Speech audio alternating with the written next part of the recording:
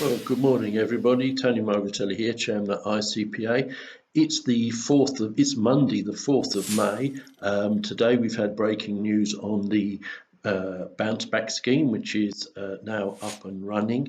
But what I'm going to concentrate today is the information we've received regarding the self-employed income support scheme and how accountants are not going to be able to make that claim. So, self-employed income support scheme, nothing to do with accountants. Well, the self-employed income support scheme, how's it going to work? Well, first of all, I'm not going to get into masses of detail in the workings and the calculations involved, because all of that is available on the website, on the government website, and on our website. I have sent a link to all the members again this morning with the latest information.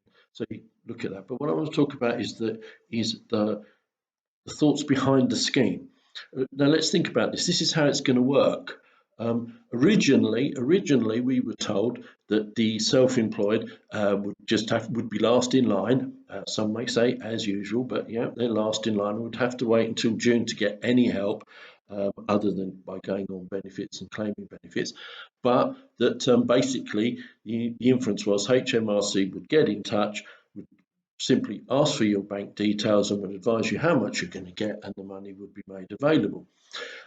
So now we're finding that what's actually going to happen is that there is a wonderfully named eligibility checker. There's an eligibility checker available that accountants can use on behalf of their clients if they wish to. The client can go to the eligibility checker. They'll need their UTR and they'll need their national insurance number. They fire that in and it will tell them that they are eligible.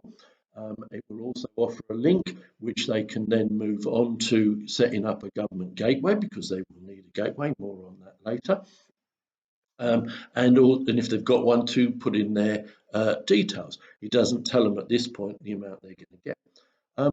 It also will tell them if they are not eligible for whatever reason, and it tells them on there that they're not eligible, and that they may want to contact their accountant to find out why. So we have this eligibility checker, but what it does say is that the self-employed are going to have to make a claim. They're going to do that via the government gateway, but that accountants cannot do it, that they must do it themselves. So they are going to need a government gateway account. The gateway at the moment can be taking up to something like 10 days. Hopefully HMRC have said they'll try and move that forward quicker to get your credentials. But that's the point. We need to get our clients to establish their gateway credentials and to get that gateway sorted sooner rather than later, so as they don't miss out on the opportunity. When they're told they're eligible, they'll be given a date to claim. Apparently, from discussions with HMRC, the claiming process will be spread over about 4 days. The date that you're given on ones we've seen, it says in the morning of or from midday of. They're not apparently in tablets of stone. If you miss it, if you miss your date to make your claim, you're ill or something like this, you can apparently go in again the next day, but we haven't got full information on that, but we believe that's what will happen. So they're spreading it across 4 days. You then make your claim and the money appears in your account. But what is critical is that accountants cannot make the claim and that clients will need a gateway account. Well, what about the claim itself? Well, when you've given your slot and you go through via your newly acquired government gateway, and you go in to make your claim, you're going to be asked, the self-employed are going to be asked, and they're going to be asked to say that they've been affected by all of this. This is some of the examples that HMRC are given about being affected by this. They say you're unable to work because you're shielding, you're self-isolating, you've got care and responsibilities because of coronavirus. Then they're talking about the business. They could be saying that you've had to scale down or temporarily stop trading because your supply chain's been shot to hell because of this. You've got fewer, or in many cases no, customers or clients.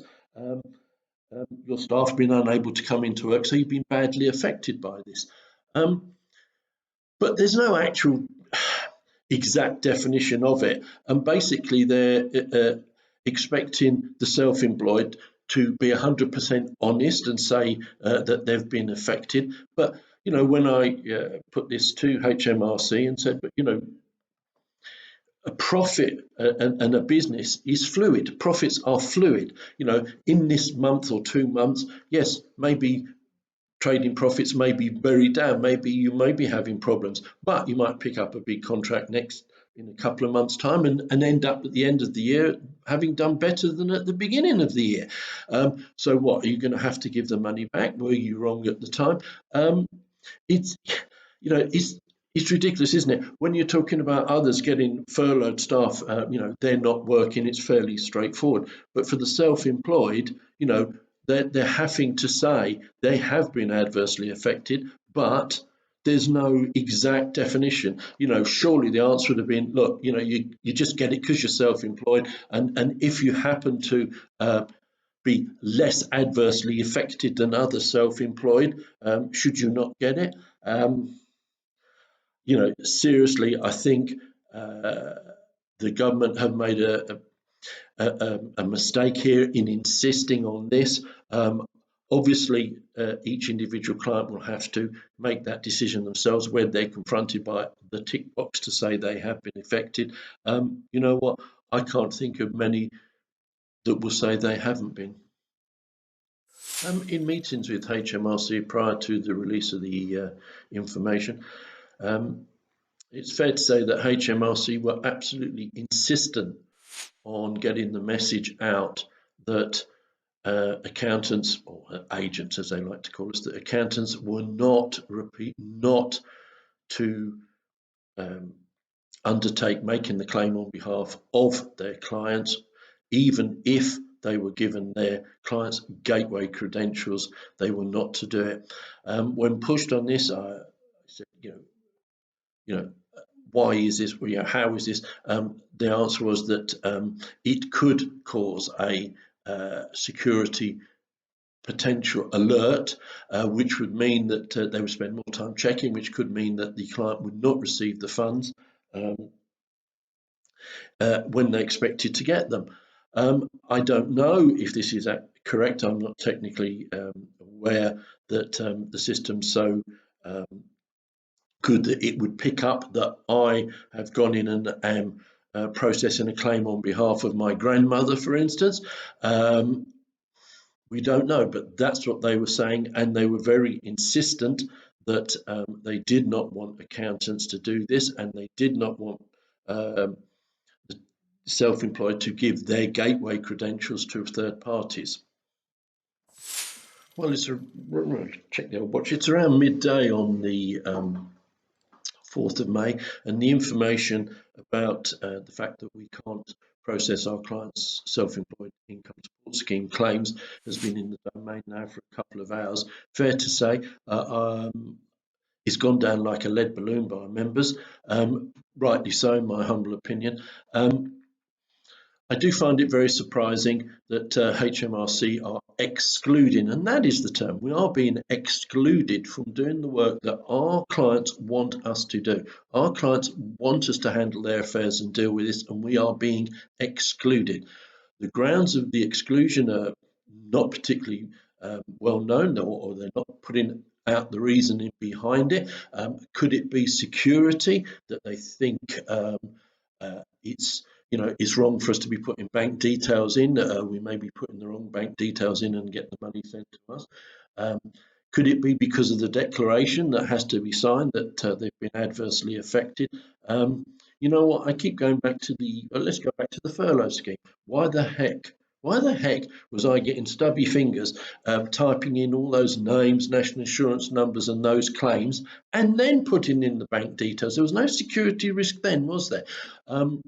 No, there wasn't. And, we was there, and you know what? We processed, I don't know how many millions of applications. There was no security risk there, was there?